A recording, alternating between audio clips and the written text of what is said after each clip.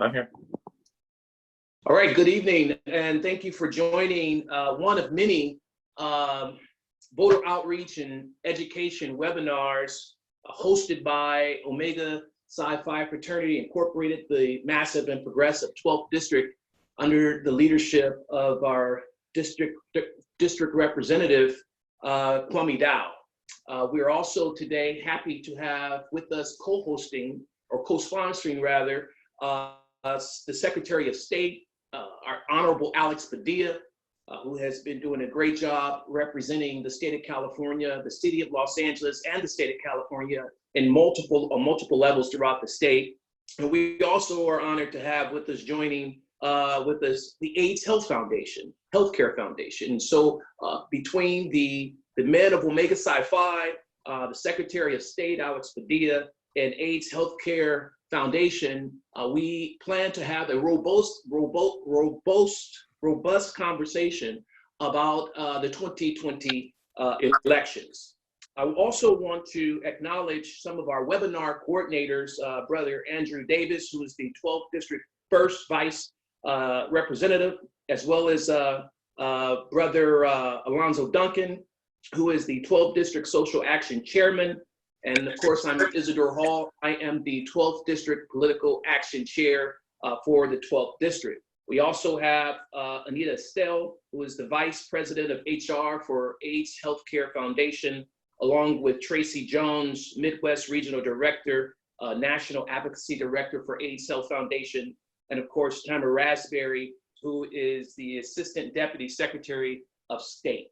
I would be remiss if I did mention that Anita and Tamara are both also members of Delta Sigma Theta. So I don't want to have to deal with that if I didn't mention that. So that being said, with all things being mentioned, let me just go into a quick introduction of our guests and allow them to give a brief welcome, and we'll go right into it. Now, keep in mind that this webinar is California specific in the 12th D.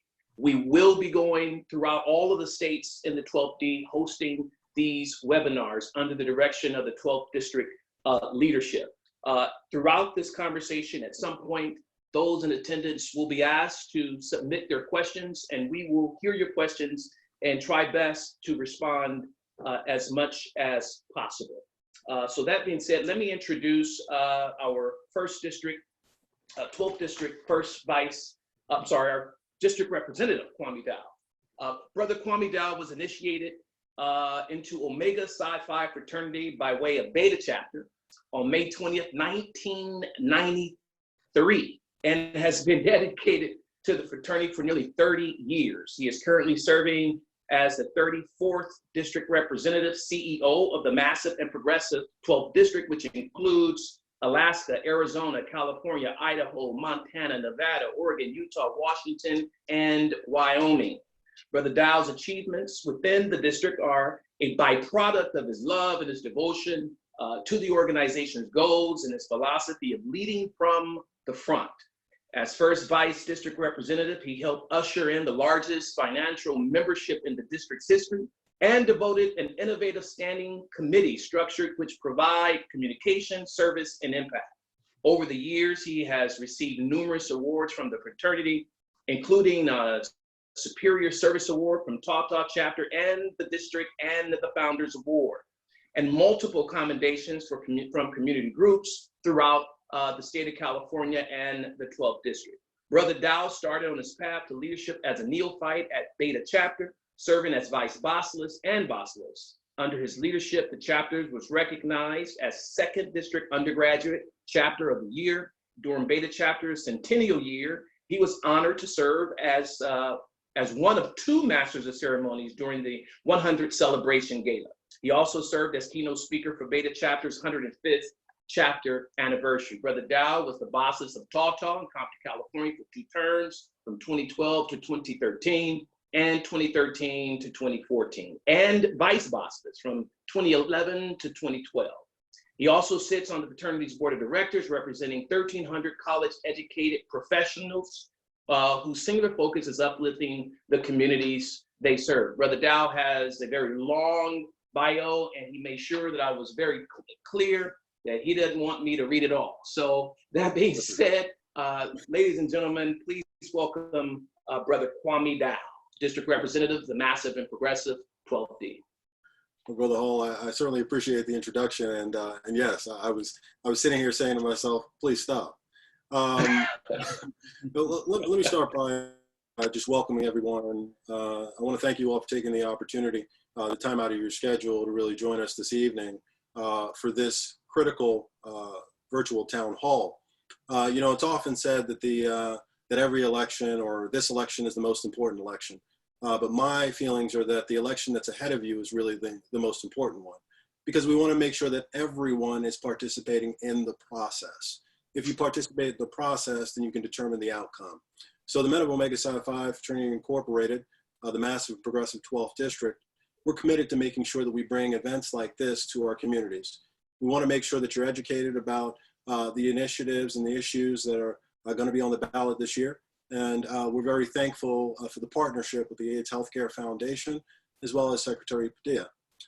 So we look forward to a very robust conversation today. And again, I want to thank you all for being part of this virtual town hall. Thank you, Brother Hall. Thank you, Brother Dao. Now I'd like to introduce to some and present to others the Honorable Alex Padilla, Secretary Padilla, Secretary of State for the state of California. Alex Padilla was sworn in as California's Secretary of State on January 5th, 2015, becoming the first ever Latino elected to the position. He is committed to modernizing the office, increasing voter registration and participation, and strengthening voter rights. In 2016, Secretary Padilla oversaw the state's historic general election. Working with statewide partners, the Secretary helped add upwards of 1 million to the voter rolls. More than 19.4 million Californians was registered, and more than 14.6 million cast ballots on election day, both state records. To expand voting rights to more Californians, in 2015, the Secretary sponsored legislation to establish vote centers, expand early voting, and implement same-day conditional voter registration. He also sponsored the new Motor Voter Act, which will eventually register to vote every eligible California citizen who goes to a DMV office to get a driver's license or renew a driver's license. Secretary Padilla also launched Honor Veterans Vote. The voting program provides Californians an opportunity to dedicate their vote in honor of a family member or friend who has served or is actively serving in our military. Padilla's parents emerged from Mexico and raised their families in the working class community of Pacoima, California. Secretary Padilla attended local public schools and went on to graduate school to none other than MIT with a bachelor's degree in mechanical engineering. In 1999, at the age of 26, Secretary Padilla was elected to the Los Angeles City Council to represent the same area he was raised in, San Fernando Valley, where he grew up and served most of his life. In 2001, his colleagues elected him to the first of 3 terms as council president, becoming the youngest member and the first Latino to serve in that capacity. In 2006, Secretary Padilla was elected to the California State Senate. He was reelected in 2010, and over the course of 8 years, Secretary Padilla established a diverse and groundbreaking legislative record. Secretary Padilla still lives in the area of San Fernando Valley with his wife and 3 sons. Secretary Padilla, thank you for joining us. Please have some comments. All right. Thank you, Brother Isidore. Good to see you again. I missed the times of us causing good trouble together in the California legislature, you in the Assembly, me in the Senate. But yes. Thank you for this opportunity and this platform. I know most of the folks tuning in today are from California, so we'll be a little California-centric in the discussion, but I know you have brothers tuning in from throughout the country, and yes, I'm happy to field questions about how I view things in terms of the elections, in terms of access to the ballot in other states, because the national perspective is important for all of us to keep in mind. I just want to say a couple things as we sit here just a few more than 100 days till the election. I think coming into 2020, most people understood, given the last 4 years that we've lived through, regardless of your political leanings, that this was going to be the most consequential election of our lifetime. And I said that we knew that at the beginning of the year for all the issues that we care about, because the beginning of the year was before the impact of COVID-19, not just on general public health, not just on the general economy, but especially in communities of color. It's important to recognize that. We knew this was going to be the most consequential election of our lifetime, even before the killing of George Floyd in Minneapolis. And the movement that has spawned since, in response not just to the killing of George Floyd, but the many, many others before him. This new movement that is demanding an end to institutional racism in all its forms, including in elections and access to the ballot, and demanding that for everybody to recognize that, yes, Black lives matter. And the beginning of the year was clearly before the passing of Congressman John Lewis and C.T. Vivian as well, two legends in the civil rights history of the United States. So, we came into the year knowing this was a critical election, and we only have even more reasons now to need to engage and to make sure that every single one of our friends and neighbors and family members is registered to vote if they're eligible and turns out in November to cast their ballot. And so I think the main topic here tonight is, so how are we getting ready? California had moved its primary election early this year. We typically vote in June. We moved our primary into March to be a little bit more meaningful in the presidential contest. So we got the primary underway before the impacts of COVID-19. But because of the public health risk that the coronavirus represents, we quickly huddled and had to ask ourselves, what's the best way to go about things for November? We're not going to be like Wisconsin. We're not going to make voters have to choose between exercising their right to vote, which in my opinion is sacred, and protecting their health and that of their loved ones. So it turns out that a lot of the policies that we've been championing in California to increase access to the ballot make even more sense for November, beginning with vote by mail. Now, vote by mail is pretty popular in California, but not universally popular. Different states have different levels of vote by mail participation, or even how they allow vote by mail. But come November, I think it's going to be the most convenient and safest way for people to vote. But California is a large and diverse state, and there's a lot of people who are going to need to or insist on voting in person. Like my dad, he wants to see that ballot go into the box himself. And so guess who drives into the polls every election day?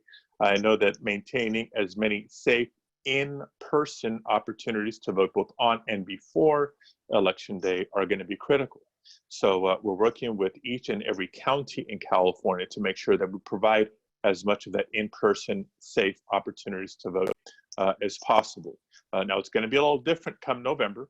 One of the things that we'll all have to get ready for people who choose to vote in person is knowing that all the PPE, the masks, the gloves, the sanitizers are going to be very present when we go vote in person. We got to keep that space and that experience as safe as possible, including all the physical distancing measures and whatnot. And to do that, it's actually posed a couple of challenges that I want to just put on the table for discussion here tonight, especially for folks watching in California.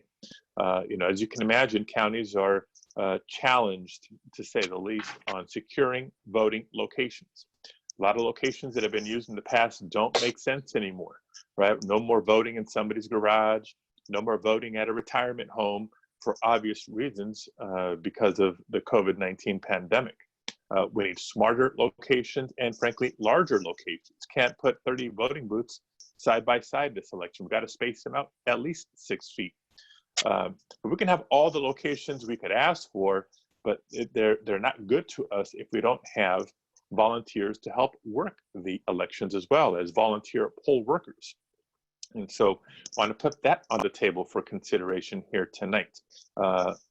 For those of us who have voted in person in the past, know there's a lot of senior citizens and retirees that volunteer to work the polls on election day, they're going to be the ones most recommended to stay at home because of their vulnerability to coronavirus. So we've got to recruit a whole new generation of poll workers, not just for future elections, but for this November's election. So I want to put that out there as a little bit of a call to action.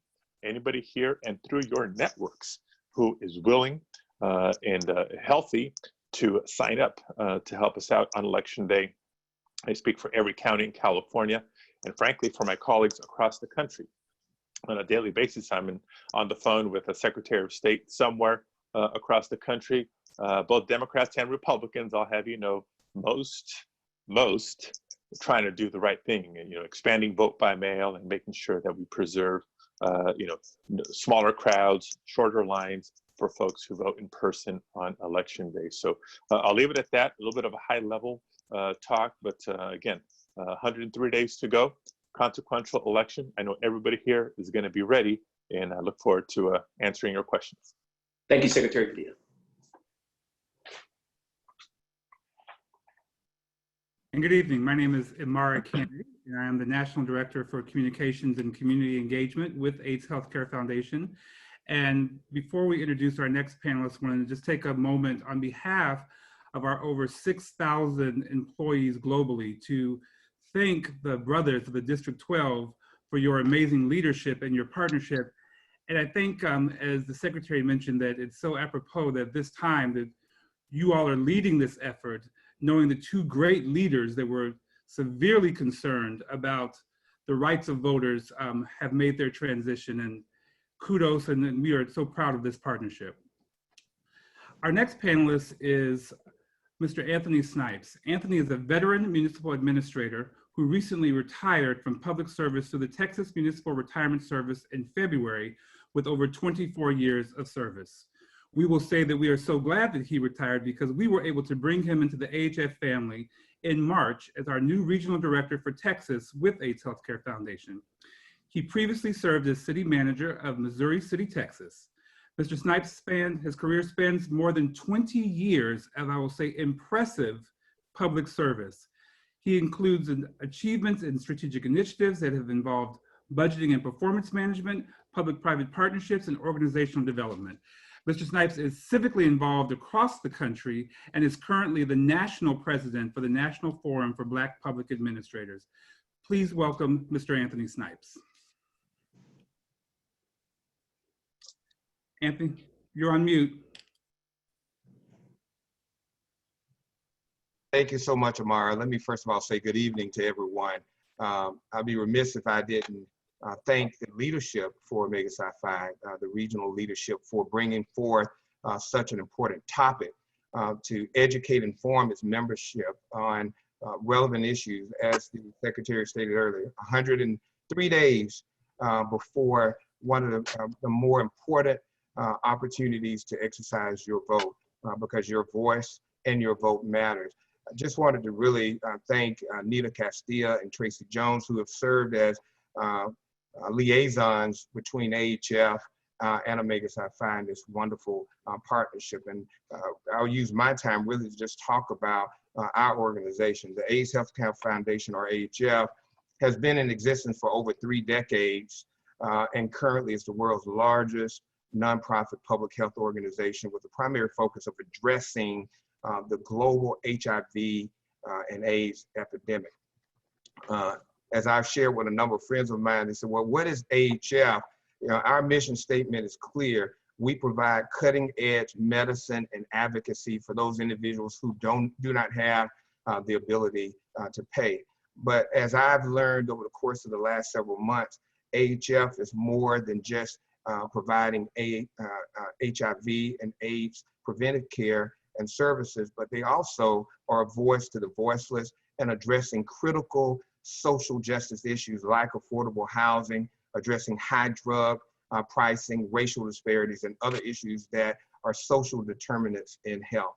We're committed to impacting African-American and brown individuals, and to me, it's exemplified through a number of our partnerships that we continue to have one of which, of course, is Omega Sci-Fi and other fraternities, the Urban League, and numerous community-based organizations and communities where we have, as an organization, a presence.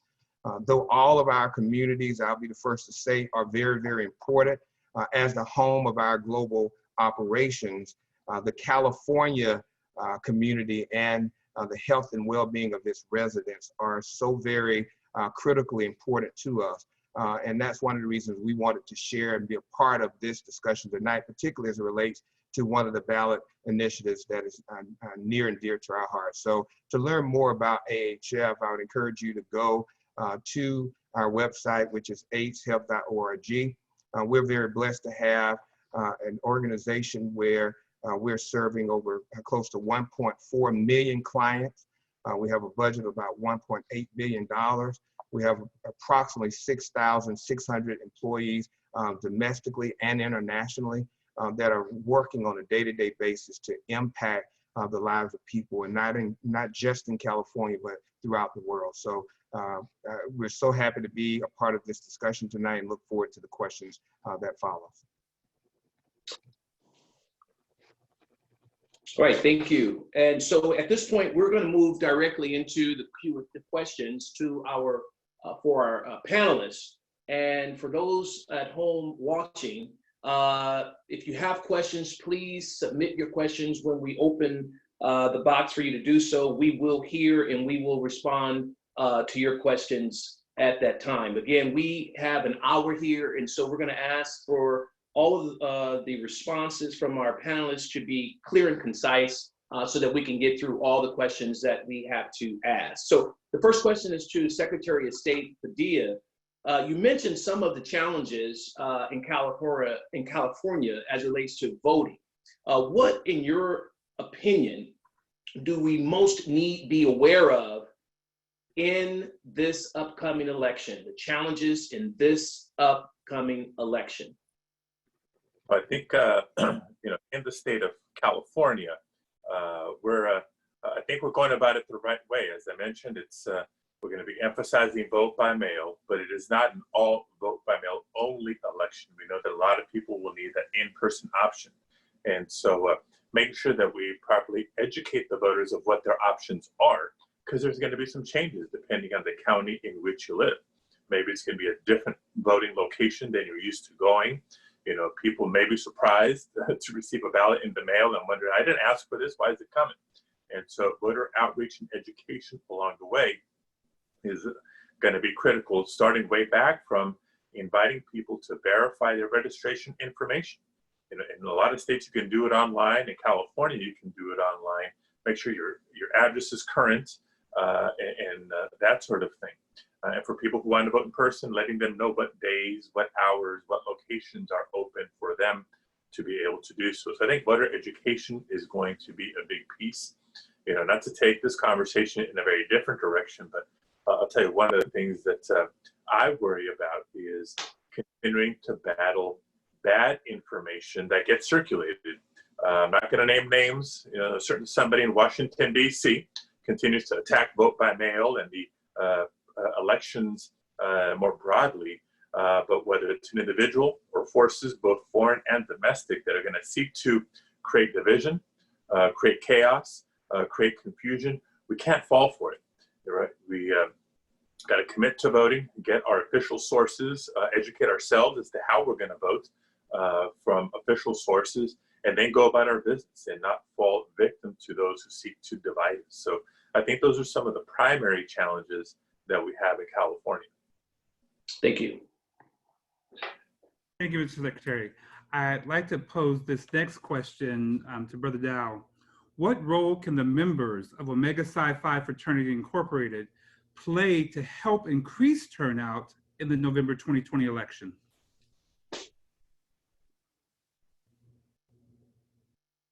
Thank you, Amara.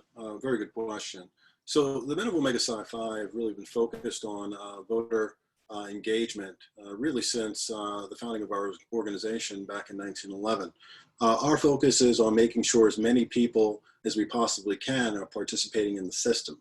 The goal here is not to tell people what to do or who to vote for, but the goal is to make sure that they have access to the system. as I said at the top of this forum, what we want to do is we want to make sure people have access to information. So having forums like this are things that we're focused on doing. Voter outreach and registration. So prior to the pandemic, what we were doing is we were making sure that at social functions that we had or mentoring programs that we had voter registration tables set up to make sure that people were able to register easier, and they weren't having to go through hoops in terms of figuring out how to register. So our goal is really about education and making sure that people have access. So we've got an international initiative which is really focused on bringing 1 million new voters into the system this year. So the Brothers of Omega Sci-Fi will continue to work to make sure that people participate in the system so that the outcome is their own. Thank you so much.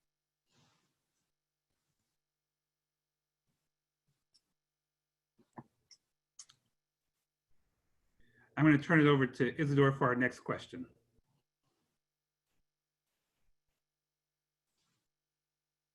Isidore, we have you on mute.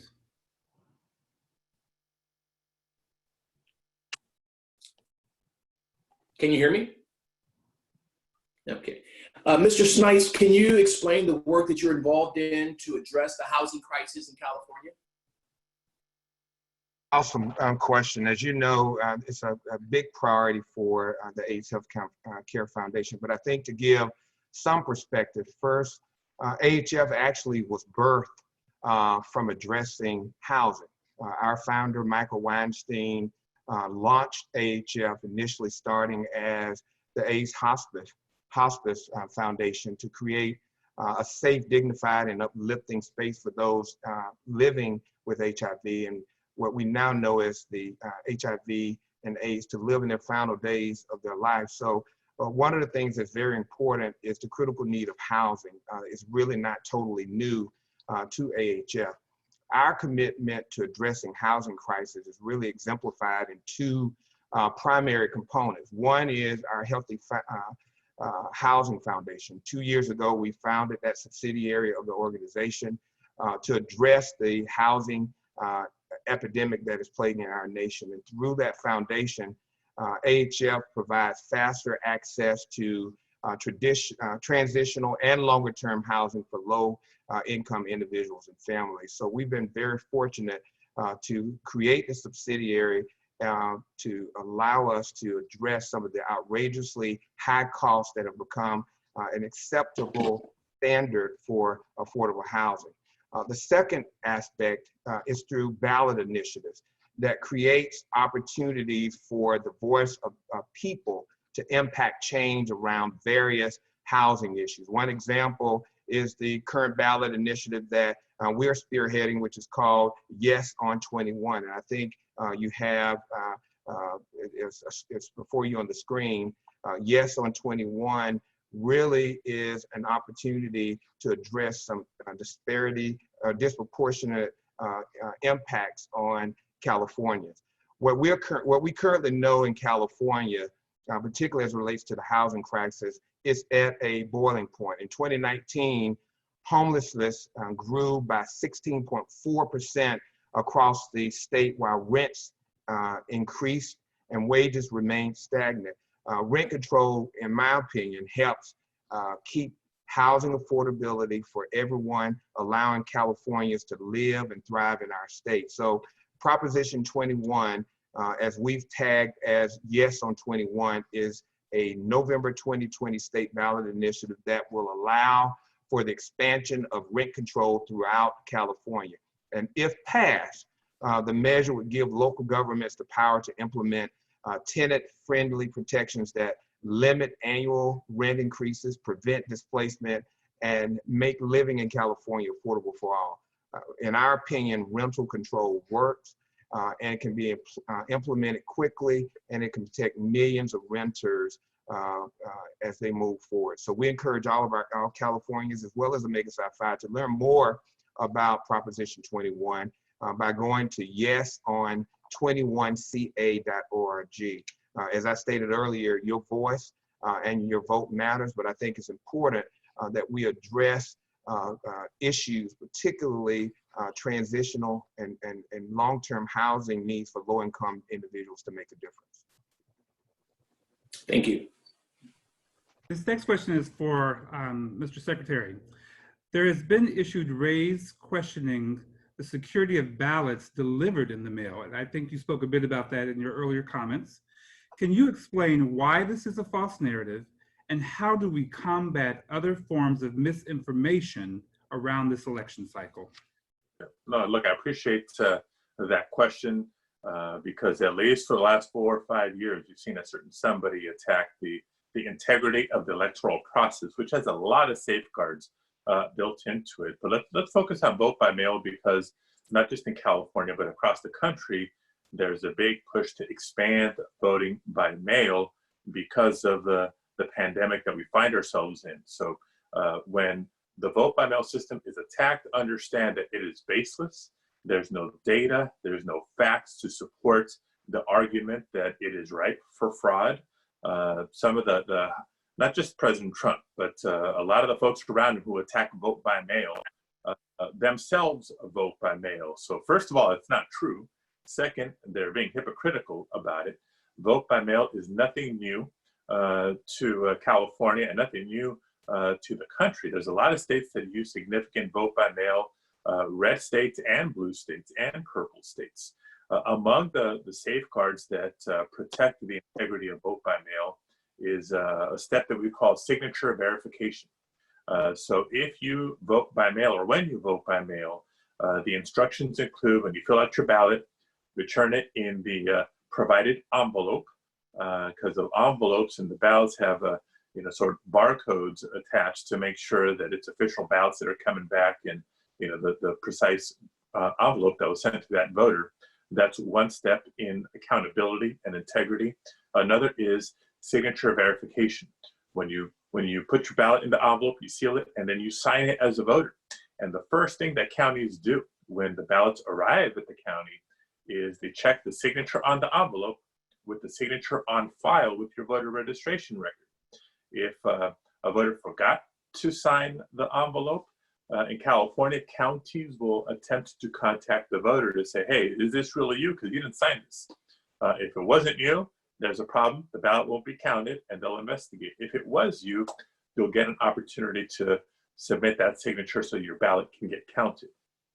If the signatures don't match, right, same thing. The county's going to attempt to contact the voter to say, was this you? If it wasn't you, they won't count it, and they'll investigate. If it was you, because I know my signature has changed since I first applied for a driver's license at the age of 16.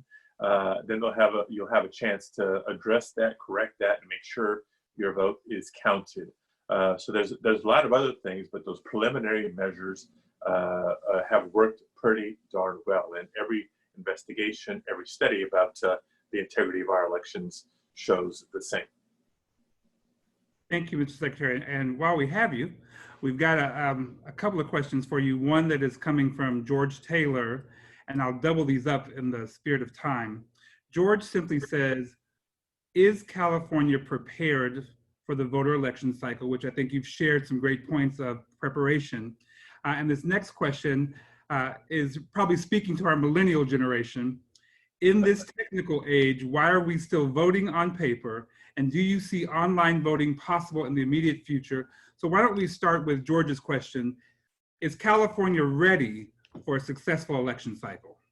Look, I don't want to take anything for granted. I don't assume that we've done it all. There's a lot of work still ahead, but the plans are in place. The preparations are coming along. I believe California will be ready, and it's going to be not just a relatively smooth election, but still a significant turnout. I don't think this pandemic is going to keep people away from the polls for all the reasons we know voting this November is important. Now, that being said, we can still use some help.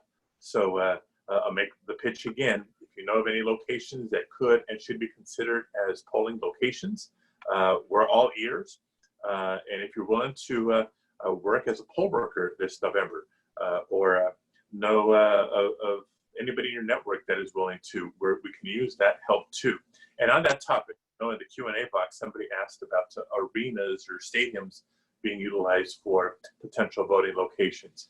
Hoping you heard that last week, in partnership with Sacramento County and the Sacramento Kings, we announced that Golden One Arena is going to be used as a vote center.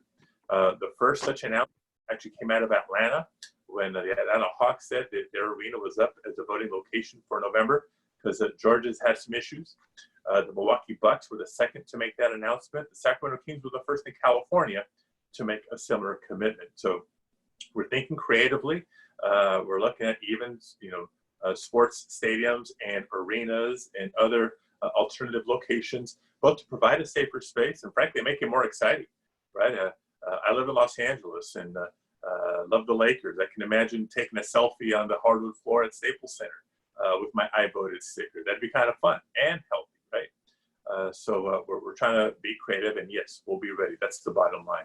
The other question about voting online or voting by way of the internet. Look, my background is in engineering. My degree's from the Massachusetts Institute of Technology, graduated in mechanical engineering. So I know a little thing or two about technology. And I'll tell you that even though we can bank online, we can game online, we can stream movies, we can do a whole lot of things online. Voting, not yet, and probably not anytime soon. Two of the things about elections that make it different. When we vote, our ballot is secret. We can tell who voted and who didn't vote, but we can't tell who voted for who, or how people voted. That privacy is important to guard against, bribery or coercion, as happened way, way back in the day. And that's just not possible over the internet. The other is obviously security. Far too often we're still hearing about hacking and breaches from Sony Studios to Anthem Blue Cross to the IRS, the DNC 4 years ago, Equifax not that long ago. So our internet security technology has to go a long way before we will actually be voting online. Thank you, Mr. Secretary. We're going to stay with you because obviously there's a lot of questions about people wanting to make sure that their vote will be heard.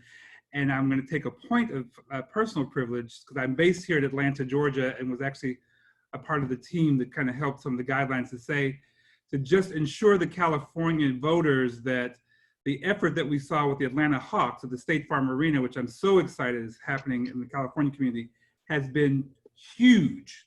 We've already started seeing an increase in early voting taking place. So encourage everyone to take, and they're having a great time doing it. So you're absolutely right, Mr. Secretary. They're loving being on the courts and all that good stuff.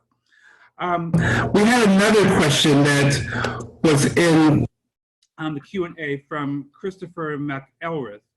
And Christopher, as in many voters, are concerned about voter suppression and intimidation. So can you speak to some of the things that are being put into place or they're being revamped to address voter suppression and intimidation, particularly at polling places? Yeah. Look, one of the things that's very clear in law, and I would say in law, maybe not always in practice, but in law is if you're 18 or older and a citizen of the United States, you, with minimal exception, have the right to vote. And that right to vote and exercise that right means you should be able to register and vote without any unnecessary obstacles or barriers. And that includes folks trying to intimidate you or to suppress the vote. Unfortunately, that's not always the reality in a lot of jurisdictions. In California, I think we have set the tone that we encourage and we facilitate the voter participation. So much so that we sponsored legislation a few years ago establishing a voters' bill of rights, sort of laying out not only folks' rights when it comes to voting, but what recourse they have. Now that's California, that's not Georgia, and every state's a little bit different. And so what I would suggest people be on the lookout for is either through the states, or if not the state, maybe their local jurisdiction. And if it's not through government, there's a lot of voting rights advocacy organizations, legal and otherwise, and even the political parties. I know the Democratic Party specifically invests a lot and has a lot of volunteer attorneys just a phone call away as part of their voter protection initiative. So be on the lookout for some of the hotlines that will be promoted between now and Election Day. And anybody who has any issue, please report it. Reporting it is important for two reasons. Number one, there's folks on standby wanting to make sure that they help you cast your ballot, right? You deserve to vote, and we're going to make sure you can exercise that. Second, that data collection is critical for, over time, building the cases when people sue a certain county, a certain state, maybe even a certain official for not abiding by the spirit and intent of the Federal Voting Rights Act. So, you know, if you have issues, again, seek out the resources for help because they're there, and make sure you bring them to folks' attention. Thank you. And just want to offer an opportunity because you've integrated some of the answers into your previous responses, but is there anything else that you'd like to share in terms of proactiveness that from your office is being done to address what we know were long lines, some malfunctioning voting equipment, et cetera? Yeah. So look, we're I think in California we're pretty darn good, but we're not perfect. In our primary, we did have some experiences in Los Angeles County specifically when it came to long lines and wait times on election nights. It was a little bit of a perfect storm between a new system and a new technology that was introduced. So we've done the forensics on that. The good news is, look, there's 58 counties in California. In 57, things ran smooth. There's 15 of what we call Voters' Choice Act counties in California, and in 14 of them, things ran smooth. So it was pretty isolated to Los Angeles County, but it turns out that Los Angeles County is the largest voting jurisdiction in America. So we figured out what the biggest bottlenecks were between poll worker training, supplies and delivery, sort of logistics issues, and the check-in processes and procedures at vote centers. So those have been addressed, and I think it's going to be a lot smoother of an experience come November. Perfect. Thank you, Mr. Secretary. Isidore, I'm going to turn it back over to you. Yeah, thank you. So thank you, Mr. Secretary. So this message or this question is for Brother Dao. How can participation in elections benefit issues that are most important to the members of Omega Sci-Fi, such as Black Lives Matter, education equality, and economic growth? Yeah, Isidore, thank you for the question. That's a very good one. You know, but I would adjust it just slightly. It's not necessarily that these are initiatives or issues that are important to the men of Omega Sci-Fi. It's really important to the communities that we serve. Currently, where we stand, systematic racism is so entrenched in this country that really voter participation really is the only key or solution in terms of solving it. You know, many people get up for the presidential elections, but it's really not the presidential elections that are the most important ones.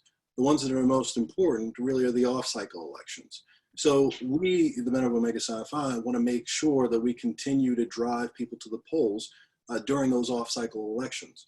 You know, participate when they're when you're voting on your local judges, right? When voting on your local school board, because that's really where the change happens. So the issues that are front and center, you know, here these days really can be addressed by going to the polls. So again, they're not just the issues of Omega Sci-Fi or that are important to Omega Sci-Fi. Quite frankly, they're the issues that are important to the communities that we serve. Thank you, Brother Dao. And to the Secretary, I think Brother Dao hit on some of this. How is the Secretary of State addressing Black Lives Matter? How's the Secretary of State addressing Black Lives Matter? Is that the question? Yes. Look, it's not anything that we started in the last couple of weeks or in the last couple of months. It's something that's into the office believing, because you know, we know what the data suggests or what the data says. We know who it is that tends to be eligible but not registered to vote. As easy, and some folks may argue that it's been to register to vote. We know who it is that may be registered to vote, but it's a very infrequent voter as opposed to someone who's there every election day. So eligible but unregistered and infrequent voters are disproportionately communities of color, disproportionately lower income families, right? And especially young people. We know that this millennial generation is the most diverse generation in our nation's history. And frankly, put them together, they're also the largest voting bloc in America if they registered and voted and seized their political power. So all the things that we've done to increase registration rates, increase turnout rates, has disproportionately uplifted the voices of those who have not been heard historically in our political process. So We've been at that for years, Isidore, as you know. That's why I ran for the office. Yeah. Just kind of putting our money where our mouth is and putting some sweat equity to work. Yeah. When outreach events up and down the state of California, I guess just for purposes of one example, with all due respect to folks in Beverly Hills, I think those high school students are going to be okay when they grow up and become. We need to be putting the work into the Carsons and the Crenshaws and the Pomonas and the Garfields high schools of our community. And so whether it's in the San Diego area, the Los Angeles area, the Inland Empire, the Bay Area, the Central Valley, Northern California, we're very targeted into the communities that we're reaching out to because it's where we need to do the most work. I'll also add this, regardless of the policy issues that really motivate you, from healthcare access and school funding or income inequality or even environmental justice and criminal justice issues, the communities most impacted by imperfect policies, let's say, are the ones where there is lower registration and turnout rates. So just registering people to vote and getting more people to vote in and of itself is not a policy solution, but I would argue it is part of a comprehensive long-term strategy of community empowerment, and that's what we do each and every day. Well, let me thank you for always standing with the African American community, the Black community in California. You have been a brother on the lines, whether it's in labor issues, housing issues, you name it. You have always, from city council to the state senate, and as now to the Secretary of State office, you have always been an advocate. And I just want to thank you for working in partnership with the Black community. So again, thank you. The next question is for the AIDS Health Foundation, and I would like to ask you the same question. What is AIDS Health Foundation doing in the area of the Black Lives Matter movement?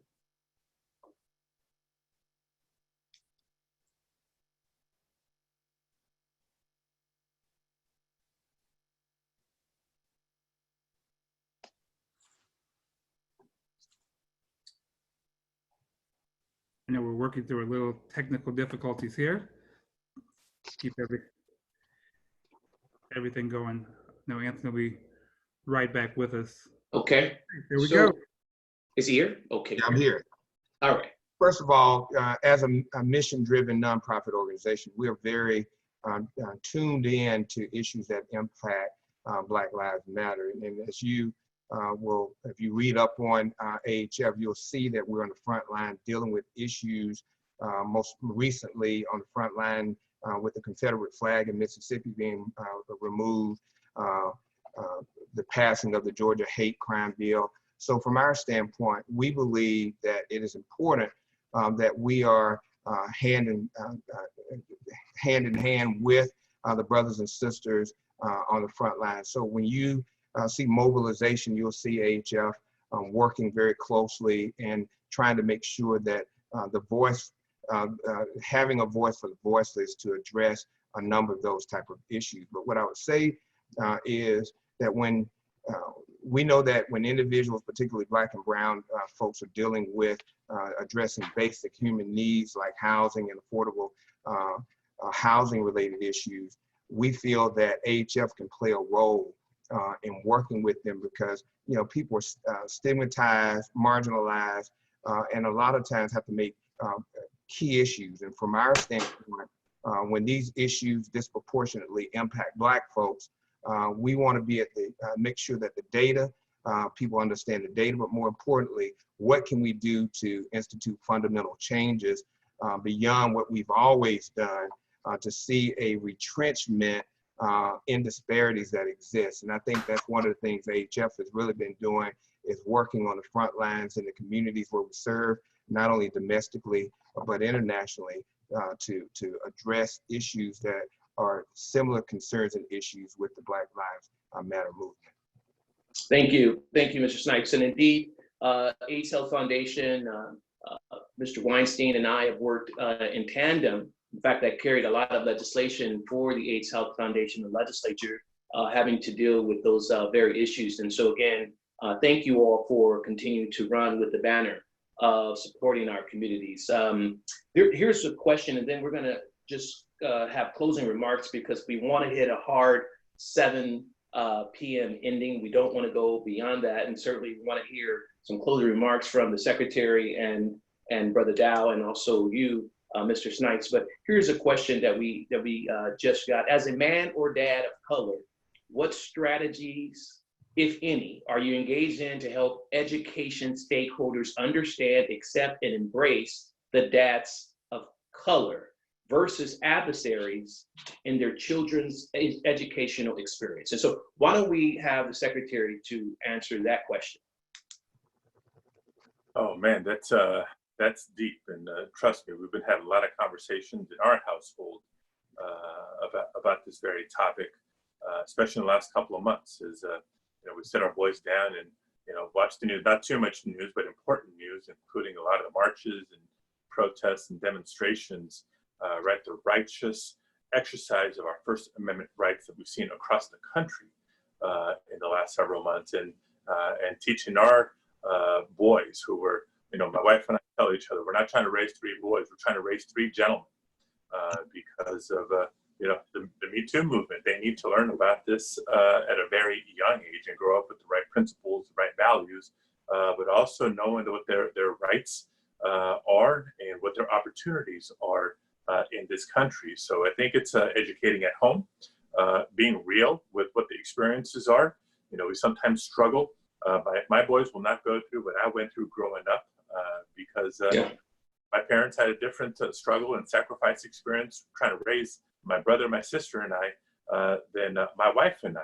That's what our parents wish, that every generation has a little bit better. But at the same time, we can't shelter them too much either, because it is a harsh, real world out there sometimes. So it's a little bit of a tough balancing act, but being real in our conversations, age appropriate, of course. It's one thing for my 5-year-old and my 7-year-old. It's a different thing for my 13-year-old. Sure. Yeah. Comes to that. But at school as well, showing up. In general, I think there's not always parents showing up, but sometimes, when it is, it's more mom than dad, but dads need to be there too. Teachers and principals need to see dads. The students need to see their dads, and other students need to see their friends' dads. So right. A lot of times it's showing up and being real and knowing that eyes are on us. There's still a lot of unfortunate double standards in society for dads of color. And so we've got to wear that, got to own that, and conduct ourselves appropriately. And little by little, we'll continue to make progress. Thank you, Mr. Secretary. And then I'm going to ask our 12th District Representative, Brother Dao, to address or answer this question as well before we go into closing remarks. Brother Dao, do you mind addressing that issue as well? Yeah, Isidro, thank you for that one. It's an interesting one for me. My daughter's 15. At this point. And I remember when she was just getting into the educational system around 5. And I actually served as a 2-term president of the PTA because I wanted to make sure that they understood that dads were engaged. The dads can be engaged in our children's educational experience. And, I think the Secretary really hit on some really good points. It's important for us to make sure that we're at PTA meetings, making sure that we're at functions, making sure that they're seeing, us as dads there. I'm reminded of a story from this year, actually, at my daughter's school. She was taking ancient history, and they went through kind of the areas that they would hit on, and Africa wasn't part of it. And I thought to myself, all right, well, how can we be talking about ancient history and Africa is not part of it? So my wife and I had a conversation with the teacher to really ask her why Africa wasn't being discussed. And, she initially said, look, because of the way the semester, rolled out, we weren't going to be able to touch it. But before my wife and I got home that evening, she emailed us and let us know that they were adjusting the syllabus to make sure that they were touching on that. I think we as parents have to hold educators and school systems responsible. And part of that holding them responsible is making sure that when we have a question, we ask it.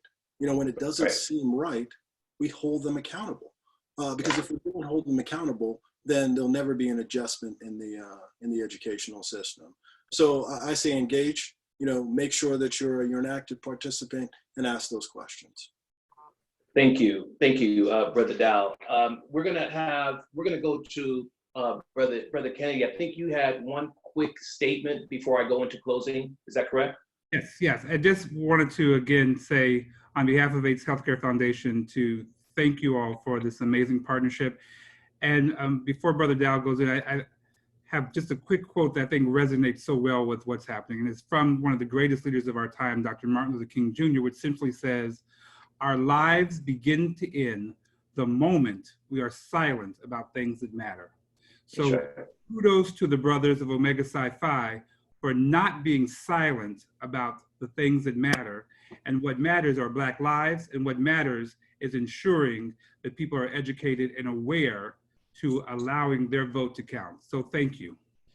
Thank you, and thank you for that statement. And let me just say, before we go into the closing remarks, I want to thank Brother Dao for his leadership, and also his leadership in making sure that this platform is a priority, not just to California, but throughout all the states that we represent in the 12th district, along with Brother Alonzo Duncan as well. And so thank you all for your leadership, making sure we get this message out. Having said that, we are close to the 7 o'clock hour. I would like for Secretary Padilla to begin with his closing remarks, and then we'll move to Brother Dao in his closing remarks.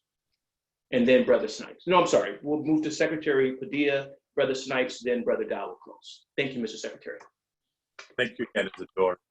I think in closing, just a couple quick things. On the topic of the last question, I appreciate Brother Dao's example of impacting curriculum. And I had to chuckle inside because last year, as my middle boy was a kindergartner, he came home one day with an assignment that was the beginning of a sentence for him to finish. Christopher Columbus was ... And he went back the next day with a drawing and a one-word answer: lost. Yeah. Whole evening talking about the real story behind that, right? For the example. We covered a lot of great ground here on elections, so I won't get back into the details. Given all my advice, the last thing I'll share is something that I have learned recently. I still think I'm young in spirit, but not as young as I used to be. I've learned something from millennials that they refer to as imposter syndrome. And it's this general dynamic of, do you ever find yourself in a situation or circumstance where you're not sure you belong? And I think it's important to reflect on that because, again, even before the recent national movement calling for true equality of opportunity, I've had those moments in my life as a young man, as a high school student, in college, and throughout my career. To this day, right. I guarantee you, when you go to a National Association of Secretary of State conference, it is not the most diverse room to be in, but we belong. This is our country too, and we are going to add our voices to and demand that they be heard through our insistence, through our persistence, and through our action as individual citizens, as dads, as leaders in any because that's how we keep bending the arc towards justice. Well, thank you, Secretary Padilla. Listen, man, we've been friends for years, and I gotta tell you, it's been a real joy seeing how you advocate for the community, not just our local community, but the state and the nation. I mean, you were also the chair of the National Association of Latino Elected Officials and NALEO, and you ran that organization nationally with the same vigor and tenacity that you're doing right now as the Secretary of State. So again, thank you for the great work that you're doing, and we continue to stand behind you. Thank you, Mr. Secretary. Thank you, Isidore. Be safe, everybody. Keep taking care of yourself. Thank you. Thank you. We'll move on to closing remarks from Mr. Snipes. Mr. Snipes, thank you. Thank you very much. I want to again thank the Mega Sci-Fi Fraternity Incorporated for giving AHF this opportunity and myself an opportunity to be with you tonight. I really was reminded of, as the gentlemen were talking about their kids, several months ago when Ahmaud Arbery was shot senselessly in Georgia. And my son, 14 years old, who every day runs around our neighborhood as a track star without a worry at all. And came up to me later that day and said, "Dad, you know, is he going to be held accountable for his actions?" Right. And I was reminded of a quote by Clyde Yancey, Dr. Clyde Yancey, who's the vice dean at Northwestern University. He said, "As a Black man, my greatest risk of death is no longer COVID-19, it is the color of my skin." So as we grapple on dealing with the disproportionality of issues like race, affordable housing, quite frankly, health, access to health, it's important that we ensure that our voice matters, our vote matters, and that we are actively engaged in our community to ensure that when we're talking to that teenager, that 14-year-old, that he has at least a sense of knowing that he's safe and secure, but to be realistic in knowing that there's some challenges and we have to make fundamental changes that makes a difference so their future will be better as we move forward. Thank you, Mr. Snipes. And then finally, of course, our district representative, Brother Kwame Dao. Isidore, thank you so much. I want to thank you. I want to thank Amara. I want to thank the secretary, as well as Mr. Snipes, for participating in this forum this evening. You know, our goal is to, again, continue to bring this critical information to the communities that we serve. Look, we understand that we're in the middle of a pandemic, but this has actually presented a unique opportunity for us. It's presented us an opportunity really to think about the way that we communicate in a different way. It's really presented an opportunity for us to engage with our families in a different way. It's actually slowed us down quite a bit. You know, the hustle and bustle of life has actually been slowed down by the pandemic, and we're sitting at the dining room table and we're talking about what the day looked like, and we're talking about the issues of the moment. I think we're at a point in this country, and in fact in this world, where we can take an opportunity really to make that change that we've been looking for so long.